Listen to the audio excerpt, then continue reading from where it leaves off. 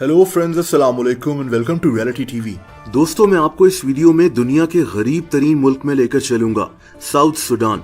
ये मुल्क 2011 में बना था, लेकिन यहाँ इतनी गुर्बत क्यों है, मैं आपको ये सब कुछ एक्सप्लेन करता हूँ। दोस्तों, कभी बुरुंडी को दुनिया का गरीब तरीन मुल्क कहा जाता था, लेकिन ये टाइटल अब साउथ सुडान के पास है। ये मुल्क ईस्ट अफ्रीका में मौजूद है। यहाँ तकरीबन 1.25 करोड़ लोग रहते हैं, लेकिन साउथ सुडान की 76% आबादी शदीद गुर्बत में जिंदगी गुजार रही है। इस मुल्क के साथ ऐसा क्या हुआ, इसका कसूरवार कौन है, ये कहानी बहुत अजीब है। साउथ सुडान 2011 में एक नया मुल्क बना था। ये सुडान से अलहदा हुआ था। 2011 से पहले सुडान के 2 हिस्से थे, साउथ और नॉर्थ सुडान। नॉर्थ सुडान में मुसलमानों की आबादी ज्यादा थी, जबकि साउथ सुडान में क्रिश्चियंस बड़ी तादाद में रहते थे। सुडान का ये हिस्सा यानी साउथ सुडान अपने फैसले खुद करना चाहता था, और तभी सुडान के इन दोनों हिस्सों में लड़ाई रहती थी। जैसा कि 1955 में सुडान में सिविल वॉर यानी एक अंदरूनी जंग शुरू हो गई थी, जो 1972 में जाकर खत्म हुई। 1983 में नॉर्थ और साउथ सुडान में एक दफा फिर से जंग शुरू हो गई, जो 2005 में जाकर खत्म हुई। 20 लाख लोग इस जंग में मारे गए थे। जब एक मुल्क के लोग आपस में ही हर वक्त जंग कर रहे हों, तो उस मुल्क ने क्या तरक्की करनी है। बहरहाल 2011 में सुडान में रेफरेंडम हुआ और साउथ सुडान सुडान से अलहदा हो गया और एक नया मुल्क बन गया। सुडान और साउथ सुडान की ये हिस्ट्री आपको बताना जरूरी थी, ताकि अब हम समझ सकें कि साउथ सुडान में इतनी गुर्बत क्यों है। 2011 में साउथ सुडान एक नया मुल्क बन गया। इसकी सबसे बड़ी पॉलिटिकल पार्टी का नाम पीपल्स लिबरेशन मूवमेंट थी। मुल्क बनते ही इस पार्टी के अपने अंदर इख्तलाफात पैदा हो गए। साउथ सुडान के प्रेसिडेंट ने अपने ही वाइस प्रेसिडेंट पर इल्जाम लगाया कि ये मुझे हटाना चाहता है। दोस्तों, ये इख्तलाफ इतने बढ़ गए थे कि साउथ सुडान में कत्लो गारत शुरू हो गई।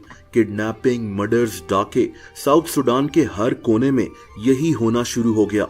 यहाँ वायलेंस इतना बढ़ गया था कि यहाँ के 40 लाख लोग ऐसे हैं जिनको अपना घर छोड़कर जाना पड़ा।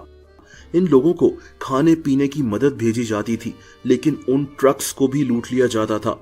यहाँ तक कि आज इस मुल्क के कई लोग जंगलात में जिंदगी गुजारने पर मजबूर हैं। ये पत्ते और घास खाकर अपनी जिंदगी गुजार रहे हैं। यानी साउथ सुडान में इसी वायलेंस ने लोगों की जिंदगी बर्बाद कर दी है। लोग खेती बाड़ी भी नहीं कर सकते, अपने जानवर तक नहीं पाल सकते, और ये वो मुल्क है जिसकी 80% आबादी गांव में रहती है। इन लोगों के लिए सरवाइव करना बहुत ज्यादा मुश्किल हो गया है। हालांकि एक हैरत अंगेज बात यह है कि साउथ सुडान के पास तेल के ज़खायर मौजूद हैं।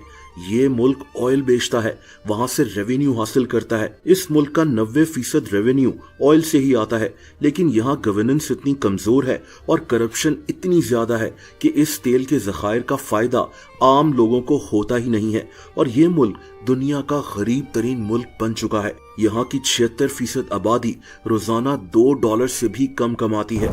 एक और हैरत अंगेज बात यह है कि साउथ सुडान में सोना भी मौजूद है, यानी गोल्ड के ज़खायर। यहाँ के लोग सोने के छोटे छोटे ज़रात को खुद ढूंढने की कोशिश करते हैं और इस सोने को दूसरे मुल्कों में स्मगल कर देते हैं। साउथ सुडान की करेंसी की वैल्यू बहुत गिर गई है। इन लोगों को 1 ग्राम सोना भी मिल जाए तो ये मुल्क से बाहर इसको बेचकर अपने घर का खर्चा पूरा करते हैं। दोस्तों, साउथ सुडान का एक और मसला कहत है। जैसा कि 2017 में साउथ सुडान के कई एरियाज में कहत डिक्लेयर कर दिया गया था। लाखों लोग भूख से मरने के करीब थे। वो लोग जो फसलें उगा सकते थे, वो वायलेंस के डर से अपना घर बार, अपने खेतों को छोड़कर जा चुके हैं, और ये लोग अब बड़ी मुश्किल से अपने लिए ही खाने का इंतजाम कर रहे हैं। इसीलिए यहाँ खाने की चीजों की शॉर्टेज है, और तभी इन चीजों की प्राइसेस भी इतनी बढ़ गई हैं कि साउथ सुडान के मिडिल क्लास लोग भी किसी वक्त गुर्बत में जा सकते हैं। इस मुल्क के 70% बच्चे स्कूल से बाहर हैं। इनको अपने फ्यूचर का कुछ पता नहीं है। ये बच्चे गंदा पानी और मुख्तलिफ बीमारियों की वजह से वैसे ही हर वक्त मौत के मुंह में रहते हैं। दोस्तों, यही वजह है कि साउथ सूडान के 20 लाख से ज्यादा लोग मुल्क छोड़कर जा चुके हैं। ये लोग इथियोपिया, कीनिया, युगांडा वगैरह में चले गए हैं। 2025 में साउथ सूडान को जीडीपी पर कैपिटा के लिहाज से दुनिया का गरीब तरीन मुल्क डिक्लेयर कर दिया गया है। हालांकि इस मुल्क में तेल के ज़खायर मौजूद हैं। आप इमेजिन करें कि ऑयल होने के बावजूद करप्शन और कमजोर गवर्नेंस हो और कानून की हुक्मरानी ना हो तो किसी भी मुल्क का क्या हाल हो सकता है। दोस्तों, अगर आप मुझे इंस्टाग्राम पर फॉलो करना चाहें तो उसका लिंक नीचे डिस्क्रिप्शन में मौजूद है।